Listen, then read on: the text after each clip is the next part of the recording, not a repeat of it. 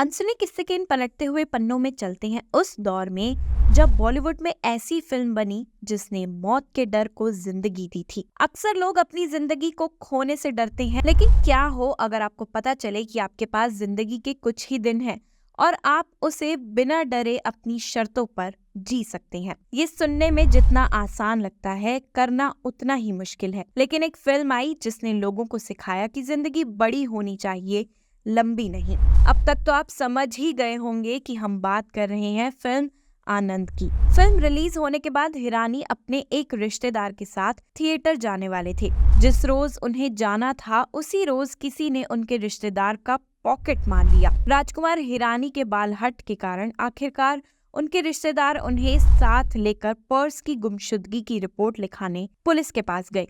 उन्होंने पुलिस को बताया कि उस पर्स में पैसे और ड्राइविंग लाइसेंस के साथ आनंद फिल्म की 2 टिकटें भी हैं।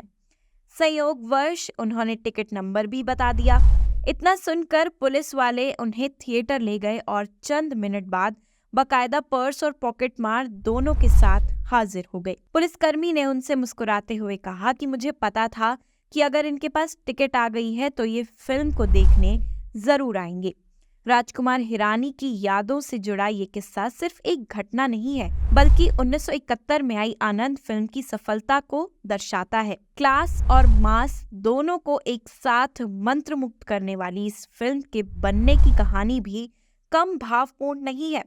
दरअसल ये फिल्म ऋषिकेश मुखर्जी की तरफ से शोमैन राज कपूर और मुंबई शहर को समर्पित एक सिनेमाई भावगीत है, जिसकी झलक हम आसानी से फिल्म के ओपनिंग क्रेडिट में पा सकते हैं। The films of Rishikesh Mukherjee के लेखक रमेश ने मुखर्जी साहब के हवाले से बताया कि वो और राज कपूर काफी अच्छे दोस्त हुआ करते थे।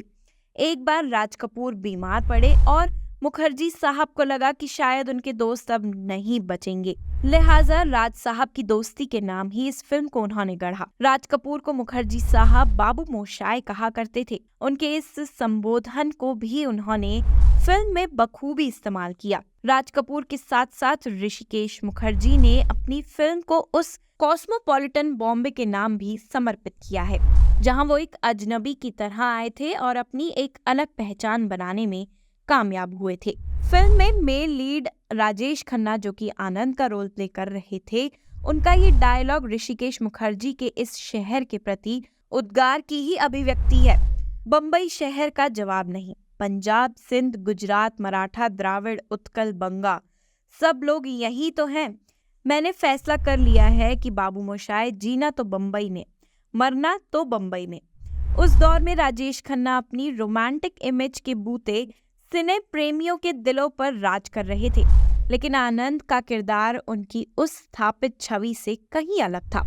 साथ ही यहाँ उनके ऑपोजिट कोई अभिनेत्री भी नहीं थी, लेकिन राजेश खन्ना ने अपनी मोहक मुस्कान, वांछित भाव मुद्रा और सटीक उतार चढ़ाव वाली संवाद अदायगी से ऐसी रोमानियत गढ़ी कि ये फिल्म उनके सिनेमाई सफर में एक मील का पत्थर बन गई। वहीं दूसरी तरफ रूखे और हालात पर चिढ़े भास्कर बनर्जी के किरदार में भविष्य के angry young man Amitabh Bachchan ने भी अपनी अदाकारी की रेंज से पहली बार लोगों को रूबरू कराया। आनंद फिल्म इस मायने में भी महत्वपूर्ण मानी जा सकती है क्योंकि इसके बाद राजेश खन्ना का स्टारडम धीरे धीरे मध्यम पड़ता गया और अमिताभ महानायक बनते चले गए थे। इन दोनों के अलावा ईसा भाई के रूप में जॉनी वॉकर और मिसेज डीसा के रूप में ललिता पवार अपनी स्टीरियोटाइप्ड इमेज से हटकर की गई अपनी अदाकारी से दिल को छू जाती हैं। आनंद अपने पीछे सुनहरी विरासत छोड़ने वाली फिल्म है।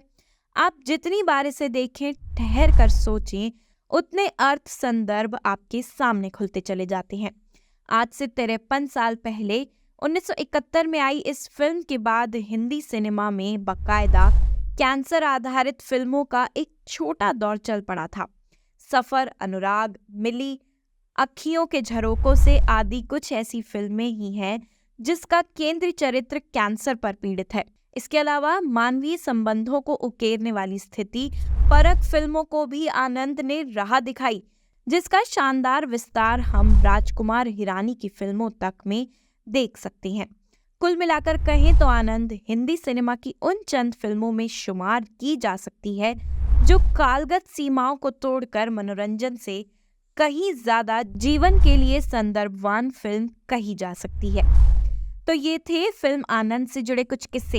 ऐसे और भी किस्सों को सुनने के लिए अभी सब्सक्राइब करें हमारे चैनल अनसुने किस्से को।